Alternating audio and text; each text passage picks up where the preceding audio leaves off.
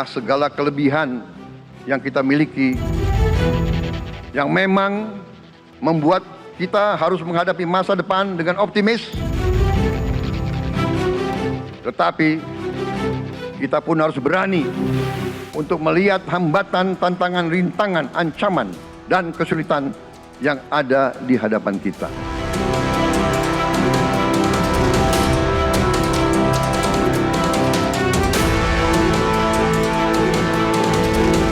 Pak Prabowo bukan hanya mengawasin aja, Pak, menghantar sampai titik kemampuan beliau berjalan.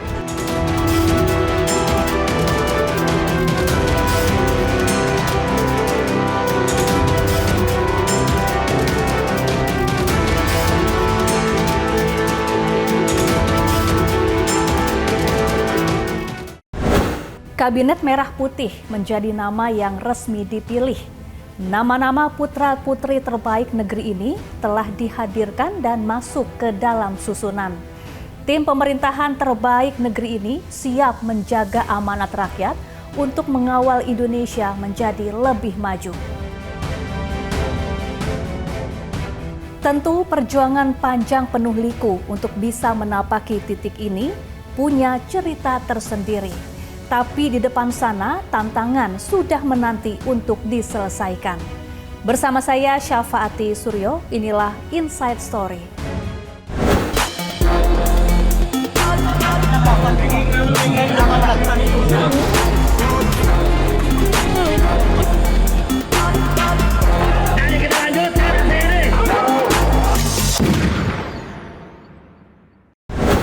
Berdiri sebagai nahkoda baru dengan membawa semangat berapi-api dan dikelilingi jajaran yang mumpuni, membuat Prabowo Subianto dan Gibran Rakabuming Raka semakin yakin mewujudkan asa rakyat Indonesia.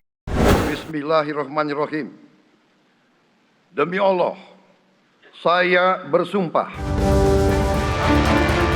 Dengan nada tegas, sang presiden terpilih Prabowo Subianto mengucap sumpah kepada Tuhan, tanda memulai tugas suci mulia, mengemban amanah rakyat Indonesia.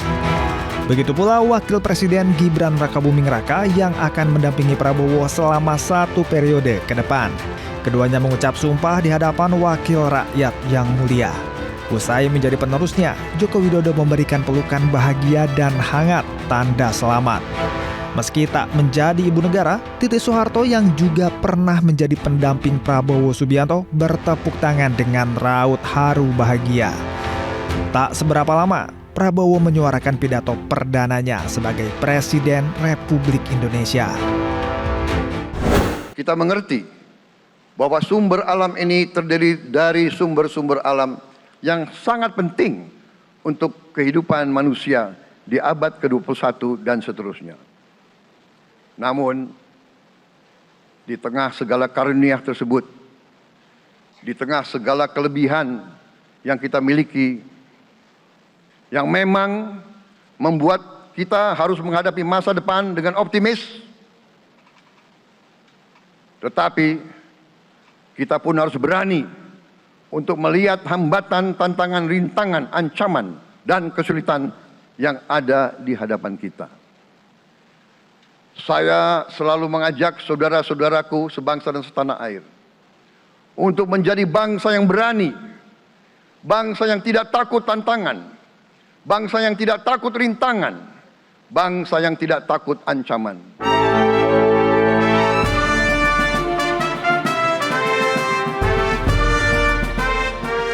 Satu persatu, Prabowo menjabat erat tokoh yang hadir, termasuk mantan rivalnya saat Pilpres, Anies Baswedan.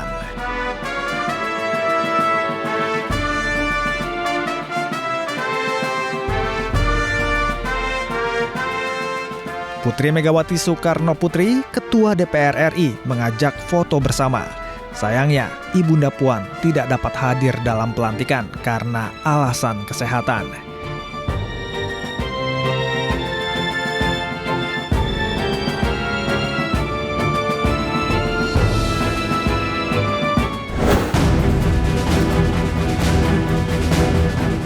Usai pelantikan, Prabowo berbaur dalam pesta rakyat, menyapa dan menyalami mereka yang telah menanti presiden baru.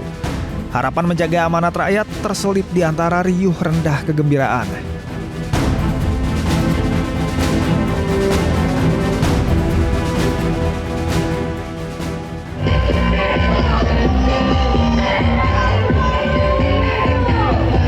Warga Indonesia, mari kita sambut. Inilah dia Presiden Republik Indonesia yang baru, Bapak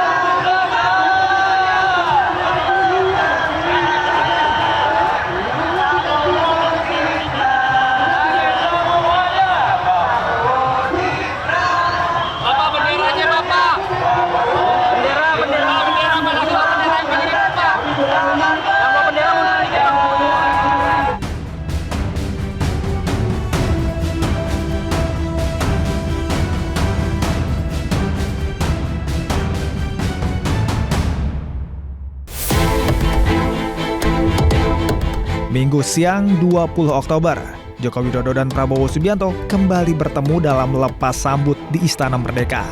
Bunyi meriam dan defile pasukan pun digelar.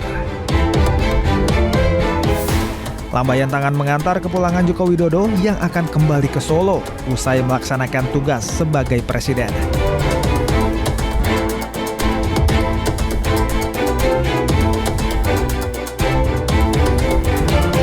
Presiden baru Prabowo Subianto mengantar kepulangan koleganya di Bandara Halim Perdana Kusuma. Lambaian tangan dan senyum Joko Widodo dan Ibu Iriana menutup rangkaian tugasnya mengabdi pada negara.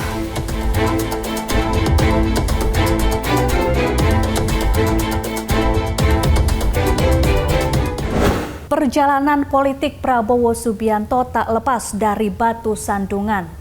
Berkali-kali ikut dalam kontestasi, berkali-kali pula Prabowo harus rela jatuh.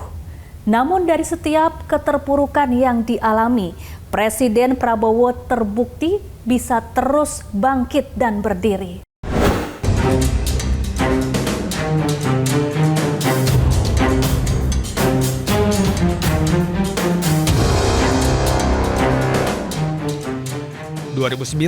menjadi momentum awal Prabowo Subianto melangkahkan kaki untuk maju dalam kontestasi. Ia mendampingi Megawati Soekarno Putri untuk berlaga dalam raih hati masyarakat Indonesia. Dalam periode itu, keringat dan niat Prabowo rupa-rupanya masih belum berbuah wujud. Megawati Prabowo harus berlapang dada menerima kemenangan Susilo Bambang Yudhoyono. Niat dan hasrat untuk mengabdi pada negeri tak surut begitu saja.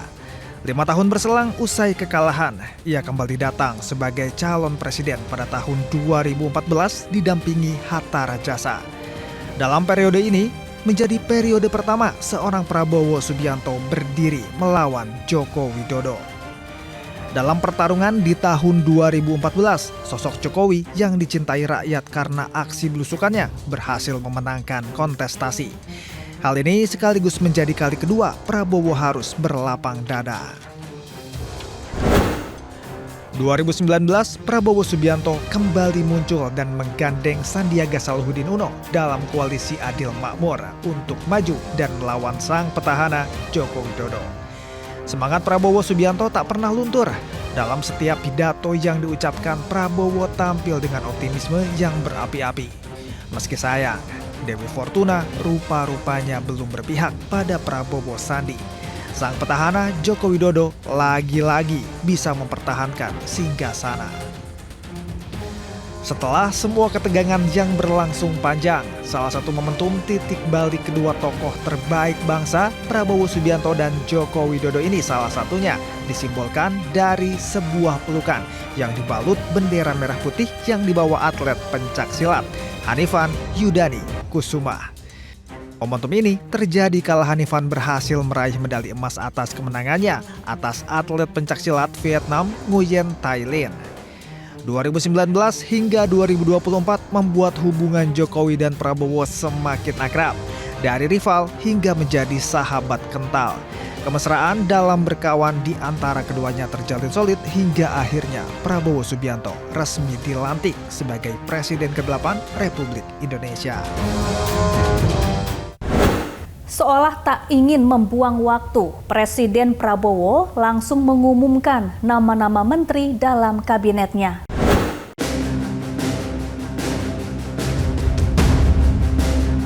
Presiden Prabowo Subianto langsung mengumumkan susunan Kabinet Merah Putih sejak ia dilantik sebagai presiden. Sementara pelantikan kabinet digelar di Istana Negara Jakarta. Kabinet Merah Putih Prabowo Gibran diisi 109 menteri, wakil menteri, dan kepala lembaga. Jumlah yang jauh lebih banyak dibandingkan periode Presiden ke-7 Jokowi. Jumlah menteri koordinator pun bertambah menjadi 7. 3 diantaranya merupakan Ketua Umum Parpol, yaitu Menko Infrastruktur dan Pembangunan Kewilayahan Agus Harimurti Yudhoyono, Menko Pemberdayaan Masyarakat Muhaimin Iskandar, dan Menko Pangan Zulkifli Hasan. Sementara 4 Menko lainnya yaitu Menko Politik dan Keamanan Budi Gunawan, Menko Hukum dan HAM Imigrasi dan Pemasyarakatan Yusril Iza Mahendra, Menko Perekonomian Airlangga Hartarto, dan Menko Pembangunan Manusia dan Kebudayaan Pratikno. Sementara 2 Ketua Umum Parpol lainnya yaitu Ketum Golkar Bahlil Lahadalia tetap menjadi Menteri SDM dan Ketua Umum Partai Prima Agus Jabo sebagai Wamen Sosial. Sementara itu, Partai Nasdem meski berada di koalisi Prabowo mengaku tidak mengirimkan satupun nama di kabinet. Juga tidak ada satupun kader PDIP yang bergabung di kabinet Prabowo meski sebelumnya kabar kedekatan Prabowo Megawati santer terdengar. Bahkan keduanya berencana bertemu dalam waktu dekat. Kabinet Merah Putih terdiri dari 53 orang menteri dan kepala lembaga serta 56 wakil menteri. Selain wajah-wajah baru, Kabinet Prabowo masih diisi belasan menteri lama era Jokowi dengan posisi sama. Di antaranya Sri Mulyani, Budi Gunawan Sadikin, Tito Karnavian, Erick Thohir, dan Dito Aryo Tejo. Dari sejumlah wajah baru di kabinet, sosok Mayor Teddy cukup menarik perhatian. Ajudan kesayangan Prabowo selama bertahun-tahun itu didapuk sebagai sekretaris kabinet.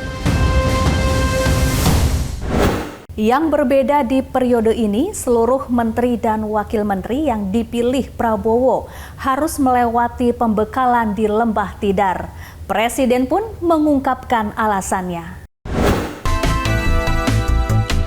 Presiden Prabowo Subianto mengungkap alasan pembekalan para menteri dan wakil menteri Kabinet Merah Putih yang berlangsung di Lembah Tidar Akademi Militer, Magelang, Jawa Tengah.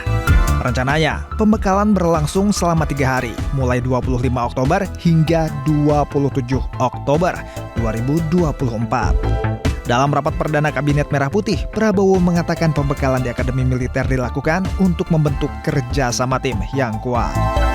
Saudara-saudara, saya sangat mengutamakan kerjasama sebagai tim. Untuk itu, dalam waktu dekat, saya akan mengajak saudara ke Magelang di mana kita akan melaksanakan beberapa hari menambah pembekalan. Kemudian kita akan adakan koordinasi di tempat di Magelang, Jawa Tengah, di kawasan Akademi Militer. Hal itu saya nilai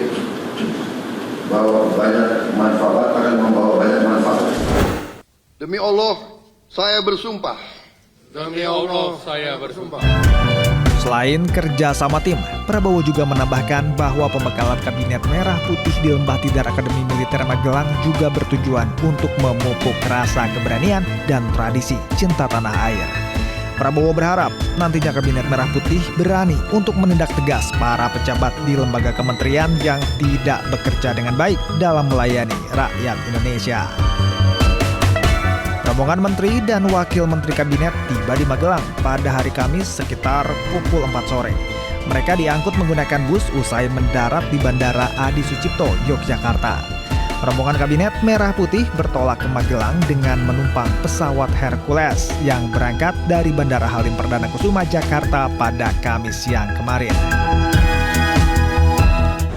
Dan Inside Story akan mengajak Anda untuk melihat bagaimana jalannya pembekalan di Lembah Tidar. Para pembantu Presiden Prabowo Subianto sudah dibangunkan sejak pukul 4 waktu Indonesia Barat di tenda masing-masing. Dan pada pukul 5:15 waktu Indonesia Barat, mereka sudah berkumpul di lapangan Sapta Marga. Ketika para anggota kabinet tiba di lapangan, Presiden Prabowo Subianto menyatakan bahwa ia menjadi orang pertama yang hadir di lapangan untuk memberikan contoh teladan sebagai pemimpin yang disiplin. Kegiatan diawali dengan olahraga bersama yang dipimpin oleh para pelatih dari Akademi Militer Magelang.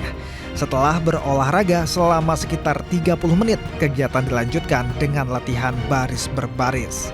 Presiden Prabowo, Wakil Presiden Gibran, Panglima TNI, dan Kapolri juga turut serta dalam latihan tersebut. Setelah latihan, Presiden Prabowo mengatakan bahwa latihan ini bukan latihan kemiliteran, melainkan untuk menyamakan frekuensi dan gerak langkah sebagai pemerintah.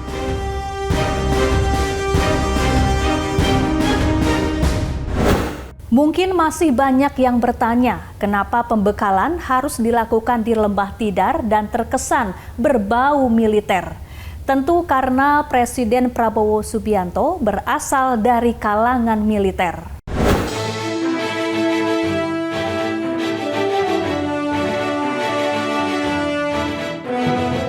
Sebelum terjun ke politik, Prabowo Subianto memiliki karir gemilang di dunia militer. Lulus Akabri tahun 1974, Prabowo mengawali karir militernya bertugas di Komando Pasukan Sadiuda Kopasanda. Di usia 26 tahun, Prabowo menjadi komandan peleton termuda dalam operasi Tim Nanggala di Timor Timur. Prabowo berperan besar dalam penangkapan Nicolau dos Reis Lobato di Maubisse, 50 km selatan Dili. Tahun 1993, Prabowo diangkat menjadi Komandan Grup 3 Sadiuda Kopassus. Berpangkat kolonel, Prabowo bersama Panglima ABRI Jenderal Faisal Tanjung dan Danjen Kopassus Brigjen Agung Gumelar di Batu Jajar, Bandung. Mereka makan bersama dalam pelantikan anggota Kopassus di Nusa Kambangan, Cilacap, Jawa Tengah. 1995, Prabowo yang saat itu berpangkat Brigjen berhadapan dengan anggota organisasi Papua Merdeka atau OPM. Para peneliti ekspedisi Lawrence diculik dan disandera oleh anggota OPM, pimpinan Daniel Yudas Kogoya. Prabowo memimpin operasi Mapenduma di pegunungan Papua, membebaskan para sandera. Desember 1995, Prabowo Subianto diangkat sebagai Komandan Jenderal Kopassus dengan pangkat Mayor Jenderal. 20 Maret 1998, Prabowo diangkat menjadi Panglima Komando Cadangan Strategis Angkatan Darat atau Kostrad yang beranggotakan 27.000 prajurit. Prabowo mendapat kenaikan pangkat Letnan Jenderal, menggantikan Panglima Kostrad sebelumnya, Letjen TNI Sugiono.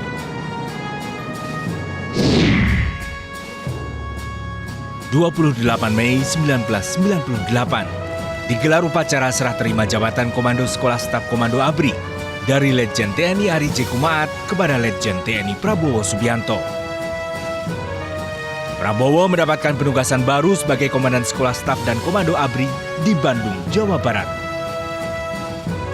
Dalam upacara ini, Jenderal TNI Wiranto memberikan selamat kepada Dansesko baru.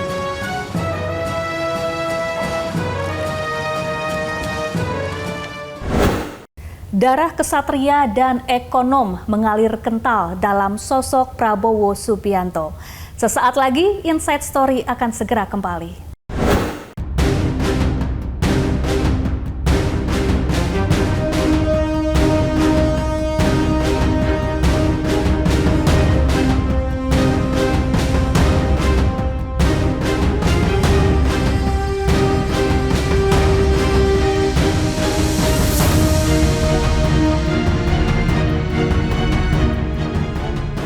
Persatuan ini artinya adalah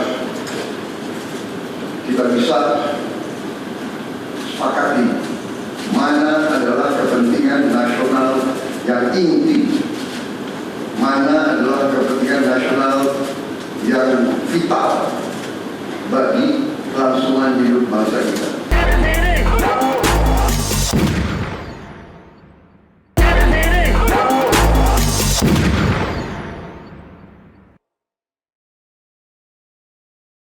Darah dan sejarah panjang yang mengalir hingga menempa Presiden Prabowo Subianto begitu kental dalam memintal jiwa kepemimpinan sang presiden.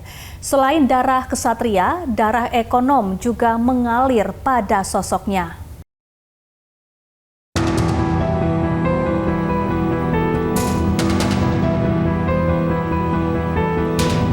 Sosok Prabowo Subianto menjadi salah satu sosok paling berpengaruh di Indonesia.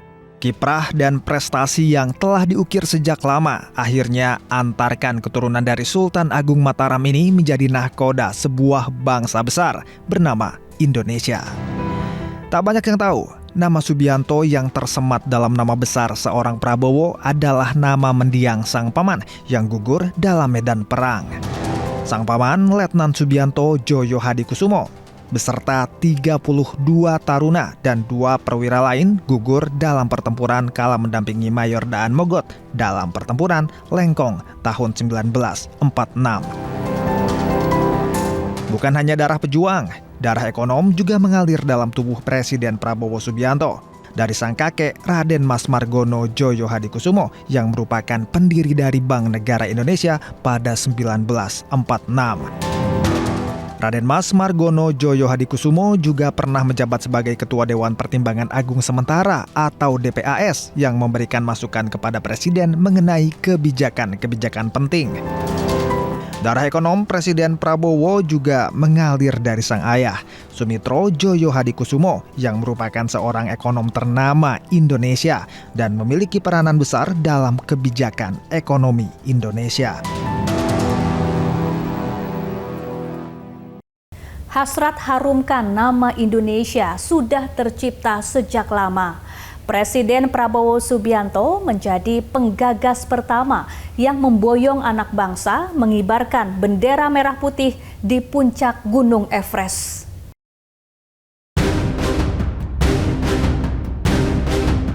Sebagai seorang perwira militer dengan pengalaman dalam operasi lapangan dan kegiatan survival, Presiden Prabowo Subianto memiliki ketertarikan pada kegiatan ekspedisi dan pendakian gunung. Pada tahun 1997, ia mencetuskan pendakian ke puncak Gunung Everest, membawa nama Indonesia sebagai negara mayoritas Muslim pertama yang berhasil menapaki jejak kaki dan mengibarkan bendera di puncak Gunung Everest. Tim mendaki dari Kopassus berhasil mencapai puncak Everest pada 26 April 1997 dan menjadi tim Indonesia pertama yang berhasil mencapai puncak tertinggi di dunia itu. Presiden Prabowo sendiri dikenal menjadi seorang pemimpin militer yang cakap dalam memberikan dorongan dan motivasi bagi tim, hingga bisa menaklukkan Gunung Everest. Ekspedisi ini juga menjadi bagian dari perayaan Hari Ulang Tahun Kopassus ke-45.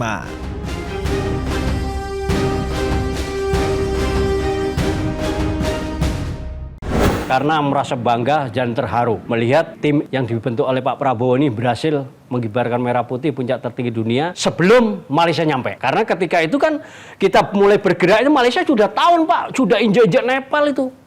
Di Himalaya udah wira-wiri, nggak nyampe-nyampe. Kita 4 bulan selesai. Pak Prabowo bukan hanya mengawasin aja Pak, menghantar sampai titik kemampuan beliau berjalan.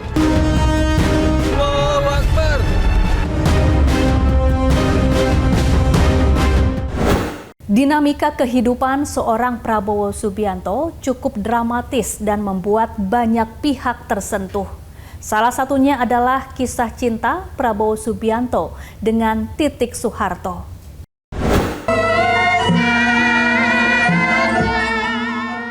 Pernikahan Prabowo Subianto dan Putri Presiden Soeharto, Siti Hediati Haryadi digelar dengan balutan adat Jawa di Taman Mini Indonesia Indah, Jakarta Timur, 9 Mei 1983.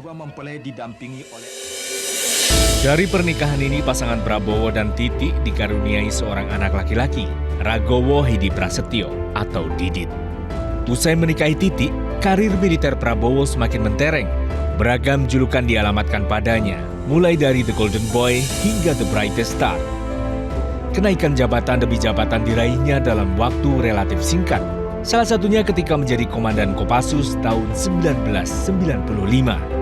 Namun faktor menantu presiden menjadi alasan satu-satunya menterengnya jabatan Prabowo, dibantah oleh Kepala Staf Angkatan Darat waktu itu, Jenderal Hartono. Pengalaman lapangan yang telah dilalui oleh Prabowo, mulai dari operasi di Timur Timur hingga pembebasan sandera di Irian Jaya, menjadi pendorong melesatnya karir Prabowo. Terjadinya gelombang reformasi dan bergantinya rezim Soeharto ke era Presiden Habibie, Mei 1998, menjadi titik balik karir Prabowo di militer. Dianggap telah melakukan tindakan ketidakpatuhan saat menangani unjuk rasa mahasiswa menuntut pengunduran diri Soeharto. Prabowo diberhentikan dengan hormat 20 November 1998. Pasca lepas dari militer, Prabowo memilih tinggal di Jordania, negara yang dipimpin oleh Abdullah, teman dekat Prabowo saat mengikuti pendidikan militer di Amerika Serikat. Di era Presiden Megawati, Prabowo kembali ke Indonesia dan memulai karir sebagai pengusaha serta terjun ke ranah politik. Dengan kendaraan Partai Gerindra, Prabowo tercatat beberapa kali maju dalam kontestasi Pilpres. Tahun 2009 menjadi cawapres mendampingi Megawati. 2014 jadi capres menggandeng Hatta Rajasa. 2019 Prabowo kembali maju capres menggandeng Sandiaga Uno. Terakhir, 2024, Prabowo maju capres didampingi Gibran Rakabuming Raka, anak Joko Widodo yang menjadi rivalnya selama 2 kali periode Pilpres. Setiap orang memiliki hak atas masa lalu dan tentu saja diimbangi dengan hak yang sama atas masa depan. Seperti momentum hangat antara Prabowo Subianto dengan Sanana Gusmao.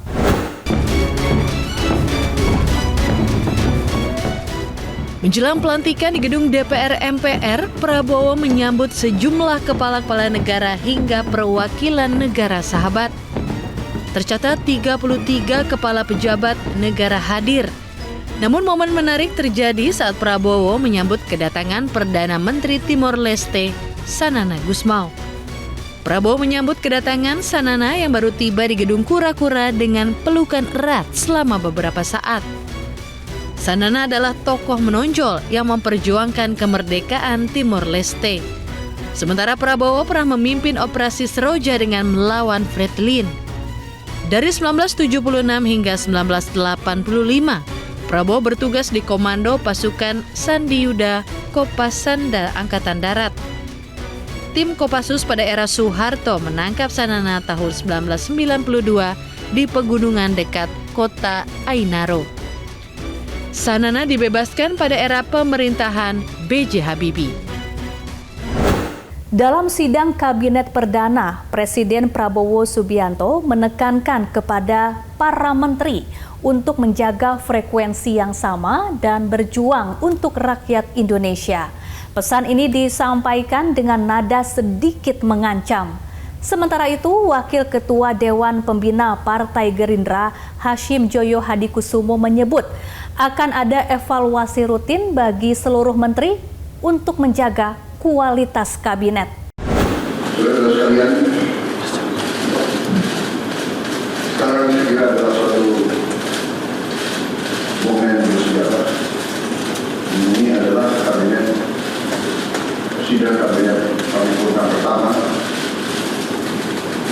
yang saya pimpin. Kabinet yang kita sepakati lebih lama Kabinet Merah Putih untuk menjadi suatu simbol persatuan, simbol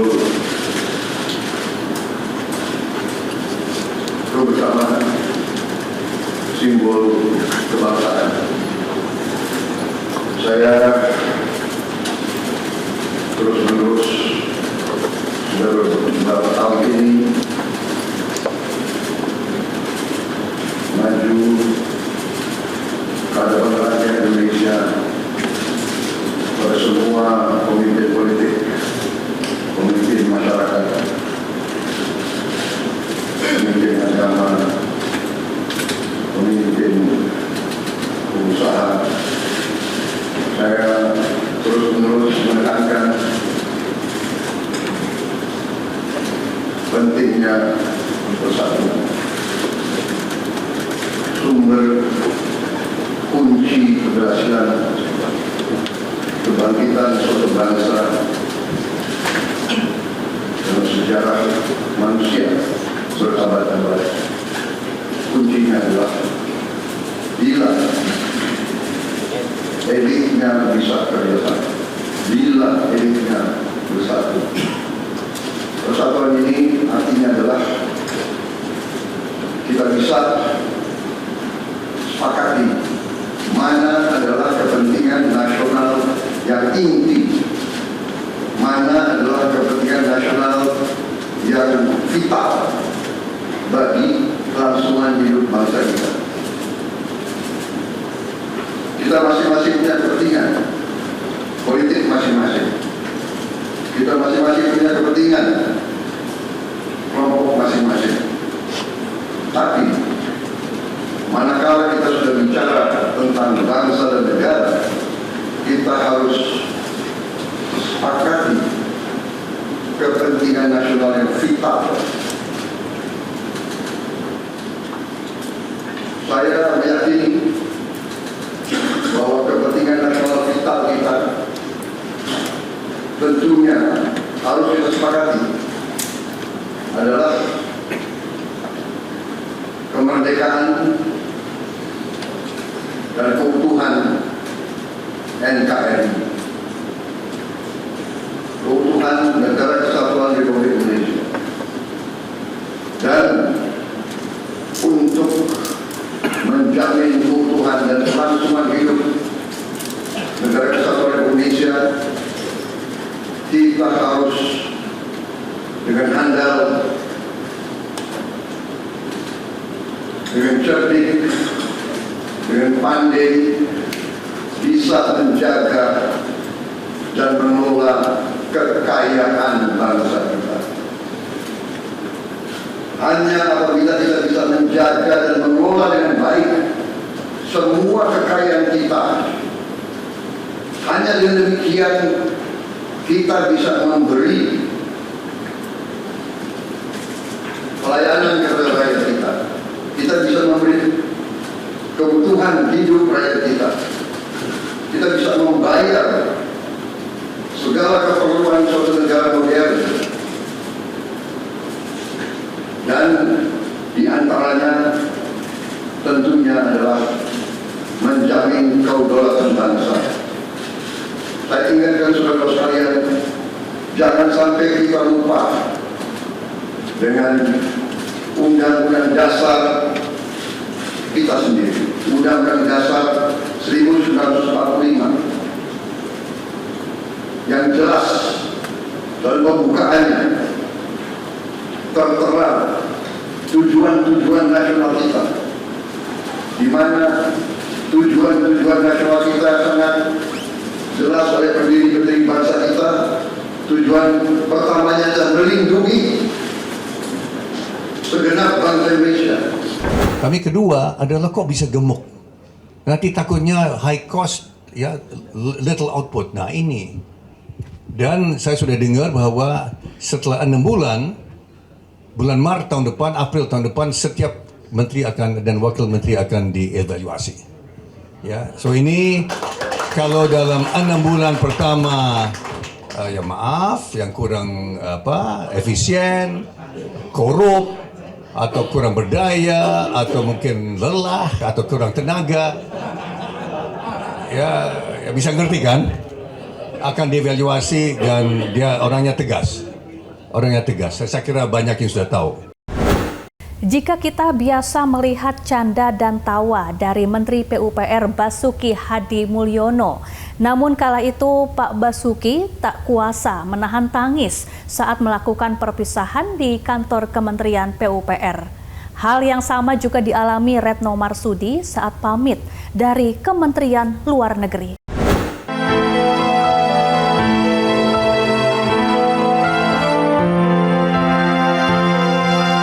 Inilah momen perpisahan haru Menteri Pekerjaan Umum dan Perumahan Rakyat Basuki Hadi Mulyono.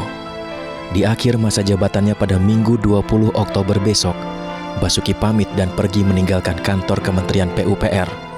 Namun sebelum memasuki mobilnya, Basuki tak kuasa menahan tangis. Menteri yang biasanya kerap membuat candaan dan tawa, kali ini tak kuasa menahan air mata setelah mengabdi begitu lama di Kementerian PUPR.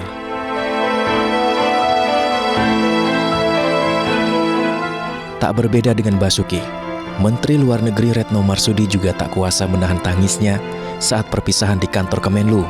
10 tahun menjadi Menlu, Retno mengakui banyak ujian, namun selalu setia ditemani seluruh staf di Kementerian Luar Negeri. Ucapan pamit ditutup dengan ungkapan terima kasih sambil menundukkan kepala oleh Retno Marsudi.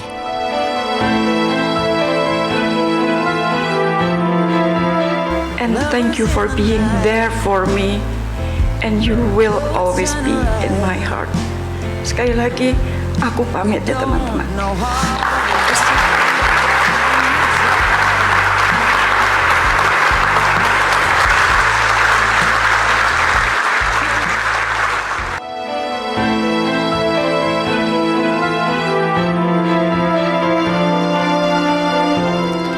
Retno Marsudi pun pamit jelang berakhir masa jabatannya esok hari.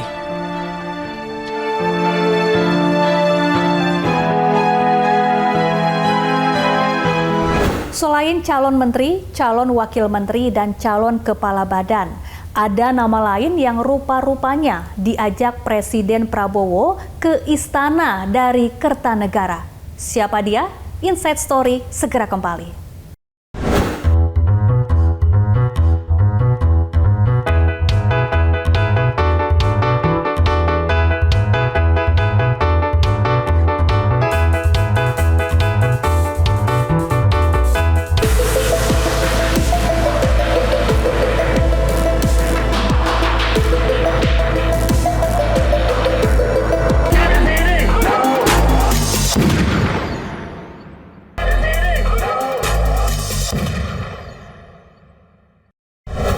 Presiden Prabowo Subianto sudah melantik 48 menteri dan 56 wakil menteri. Dibebani tugas dan tanggung jawab yang besar, lalu sebenarnya berapa gaji dan tunjangan para menteri dan wakil menteri?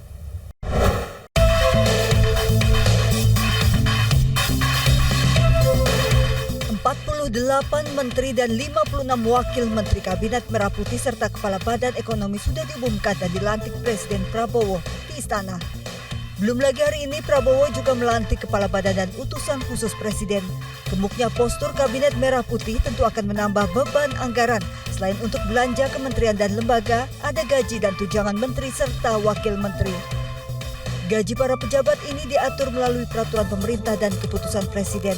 Gaji pokok Menteri Rp5.040.000 per bulan dan tunjangan Rp13,6 juta atau total Rp18,6 juta. Sementara berdasar peraturan Menteri Keuangan, Wakil Menteri mendapat 85% dari tunjangan jabatan Menteri atau Rp11,5 juta. Gaji dan tunjangan menteri memang belum naik selama 20 tahun terakhir, namun gaji dan tunjangan ini belum termasuk biaya operasional, fasilitas kendaraan dinas, rumah jabatan, dan asuransi kesehatan.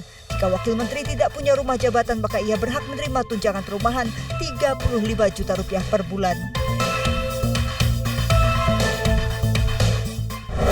Selain menteri, sosok ajudan juga memiliki peranan penting dalam pemerintahan. Lantas bagaimana seseorang bisa mendapat kepercayaan untuk menjadi ajudan presiden? Berikut kami ajak Anda untuk menyimak perbincangan dengan ajudan presiden. Saya Teddy Indra Wijaya, pangkat Letnan 1. Saya alumni Akademi Militer tahun 2011. Saya Syarif Muhammad Fitriansyah, pangkat saya Inspektur Polisi tingkat 1. Saya alumni Akpol tahun 2012.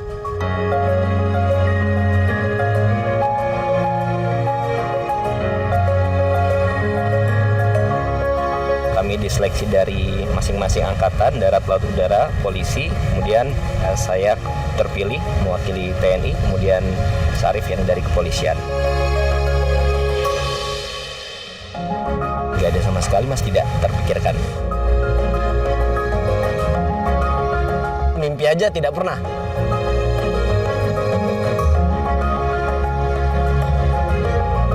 Kalau pas Pampres, pengamanan. Kalau kita kegiatan Bapak sehari-hari, sehingga Bapak bekerja lancar dan nyaman. Bapak Presiden memang tinggal di Bogor, dan dari Bogor ke Jakarta itu 1 jam, Mas. Bila take off jam 8, otomatis berangkat dari sini jam 7 ataupun sebelumnya. Jadi kalau kunker Bapak tidak hanya di satu kota, satu provinsi. Jadi Bapak itu pernah, Mas, paginya itu terbang ke Aceh, setelah ke Aceh itu ke Banjarmasin, setelah itu lanjut Bapak terbang ke Halmahera, Maluku Utara ya. Setelah itu lanjut lagi ke Papua untuk melihat perkembangan Jalan Trans Papua. Jadi selama 5 hari, 1 hari 1 provinsi. Pertama tiba di kota tujuan, ya macam-macam. Bisa dimulai dari pembagian Kartu Indonesia Pintar, sertifikat tanah, atau peresmian atau peninjauan.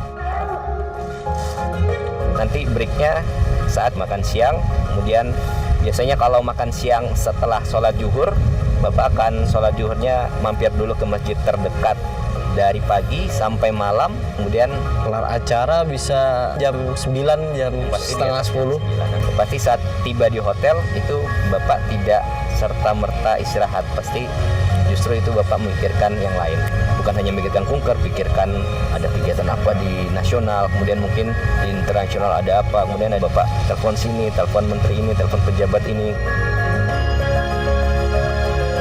Banyak kegiatan yang tak terduga ya, baru turun dari pesawat yang seharusnya tadi istirahat karena tadi melewati mall, tiba-tiba saya pengen ke situ. Bapak nyampaikan seperti itu, sampai di hotel situ. Kalau ketemu warga itu menurut saya Bapak istirahat, karena Bapak pasti gembira, ketawa, kemudian salam-salaman itu menurut saya yang buat Bapak istirahat, karena bahagia di situ, bersapa, canda, tawa, salaman dengan masyarakat di jalan. Bapak itu orang yang pendengar, apalagi kalau dengan masyarakat. Bapak kalau dengan masyarakat itu benar-benar dengarkan kata per kata, kira-kira butuh apa masyarakat tersebut. Tapi bagi rakyat kecil, rakyat yang sudah jauh datang mungkin 3 kilo, 5 kilo, mereka minta foto dengan presiden, kita fotokan, lalu nanti Bapak ngecek, fotonya jelek, fotonya ngeblur, dibalikin lagi HP-nya ke saya fotoin lagi, sampai fotonya bagus. Lalu Bapak ucapkan, nih, terima nih fotonya, bagus, kata Bapak. Itu rakyat dah, senangnya udah luar biasa. Menurut saya itu hal yang kecil, tapi luar biasa. Kalau lagi sendiri ataupun udah selesai kegiatan, nonton YouTube, baca berita, ataupun menggunakan sosmed Bapak, bacain pesan-pesan direct message yang dikirim masyarakat, itu Bapak baca loh, Mas. Jadi kadang-kadang, oh ini apa nih? Coba dicek bener nggak keluhannya, ya itu yang kirim tadi itu. Kalau saya dipanggil nama, pangkat belum tinggi juga, tapi sudah dipanggil nama oleh presiden, itu merupakan hal yang luar biasa bagi saya. Saya diucapin terima kasih, Mas. Bayangin, terima kasih ya, terima kasih ya. Bagi saya tuh seneng banget gitu, Mas.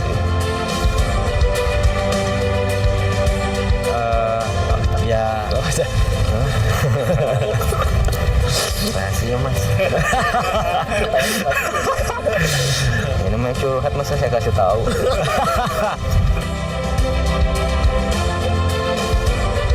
Pasti kerja keras. Yang pastinya sebagai Presiden Republik Indonesia, memimpin 260 juta penduduk gak gampang.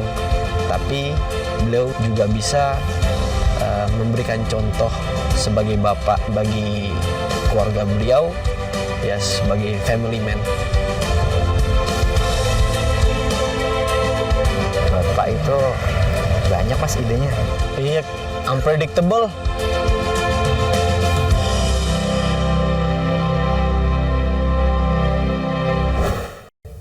Ya, kendaraan RI1 yang ditumpangi Presiden Prabowo Subianto pasca pelantikan mencuri perhatian.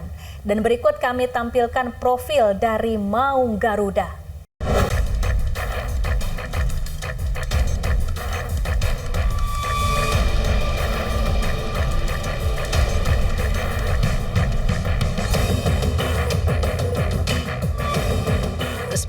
Sebagai Presiden ke-8 RI di Senayan, Jakarta, Prabowo Subianto menunggangi kendaraan berplat RI1 dengan cat putih yang diberi nama Maung Garuda menuju Istana Negara.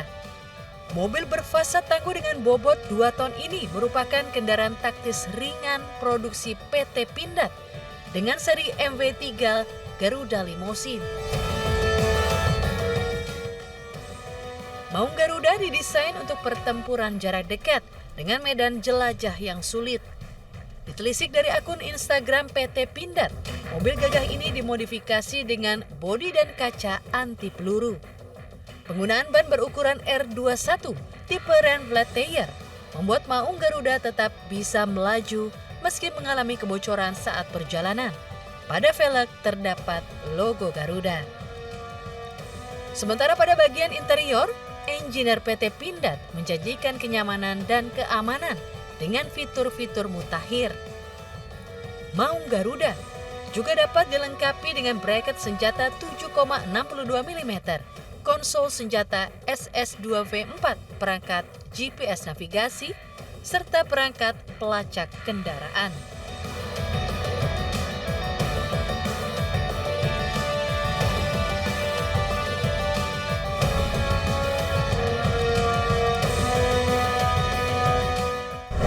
Nama Bobi Kertanegara menjadi perbincangan yang ramai di media sosial, terutama karena sosok ini merupakan seekor kucing kesayangan Presiden Prabowo Subianto yang ikut diboyong ke istana. Tiba di Istana Negara bersama putra tunggalnya Didit Hedi Prasetyo, Presiden Prabowo tidak hanya disambut Joko Widodo dan Iriana. Yang mencuri perhatian di antara tamu negara terdapat sosok kucing gempal berbulu tabi putih yang memiliki followers ratusan ribu dengan nama akun Instagram Bobi Kertanegara. Presiden Prabowo pun sempat menyapa sang kucing kesayangan sebelum masuk ke istana. Momen kebersamaan Bobi dan sang presiden di Istana Negara Jakarta juga diunggah di akun pribadi Bobi Kertanegara. Bahkan Bobi memiliki kamar khusus di Istana Negara. Bobi mau lihat kamar Bobi. Bobi Kertanegara mulai dikenal dan menjadi celeb cat sejak Prabowo ikut kontestasi Pilpres periode 2024-2029. Dalam setiap postingannya, Bobi selalu menyebut kata Bapak untuk Prabowo.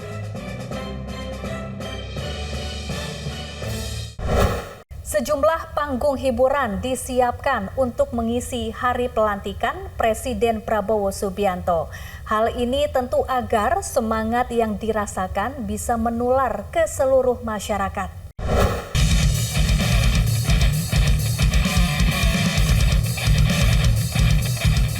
Selain diisi hiburan musik dan gerai UMKM, Prabowo Gibran menghampiri satu persatu panggung pesta rakyat usai pelantikan. Prabowo Gibran menyapa masyarakat untuk pertama kalinya sebagai presiden dan wakil presiden. Panggung rakyat sesi pertama atau sesi pagi digelar mulai pukul 8.30 pagi. yakni dari area FX Sudirman. Kemudian panggung rakyat area G7 di Gelora Bung Karno. Sejumlah acara hiburan digelar, yakni hiburan musik dari band J-Rocks, Ada Band, hingga Govinda. Kemudian dilanjutkan dengan senam pagi, games berhadiah, hingga aneka booth jajanan. Berlanjut ke sesi siang, di mana dimulai pada pukul 10 pagi. Panggung rakyat berada di area kantor pusat BRI, area Intiland Bank DKI, area stasiun MRT Setiabudi, kemudian juga area Geraha BNI Duku Atas, lalu area bundaran Hotel Indonesia. Kemudian di area Kedutaan Jepang, lalu area Patung Kuda, dan area Museum Nasional. Kotak dan Wali Band tampil di panggung rakyat depan kantor BRI dan Patung Kuda, serta sejumlah musisi tanah air lainnya. Sejumlah acara digelar, yakni bazar murah UMKM, games berhadiah, hingga kesenian tradisional. Kemudian berlanjut lagi ke sesi sore, yakni pukul 2 siang, masih di area Patung Kuda, kemudian juga ke area Anjungan Sarinah, lalu area depan Mandarin Oriental Hotel dan area Chillax Sudirman. Di sesi ini, Taman Mini Indonesia Indah Tradisional Dance Parade tampil di panggung rakyat depan Anjungan Sarinah. Dan musik jalanan Kolintang dan Angklung di area Chillax Sudirman. Sesi ini juga terdapat festival jajanan rakyat. Tentu saja semua berharap kemenangan yang dirasa bukan hanya kesenangan milik segelintir golongan. Harapan yang dipanjatkan masyarakat banyak bisa terserap dan terimplementasikan. Selamat berjuang Kabinet Harapan. Semoga bisa menjadi perwujudan dari mimpi, cita-cita, dan doa yang dipanjatkan. Saya Syafaati Suryo. Sampai jumpa di Inside Story selanjutnya. Sampai jumpa.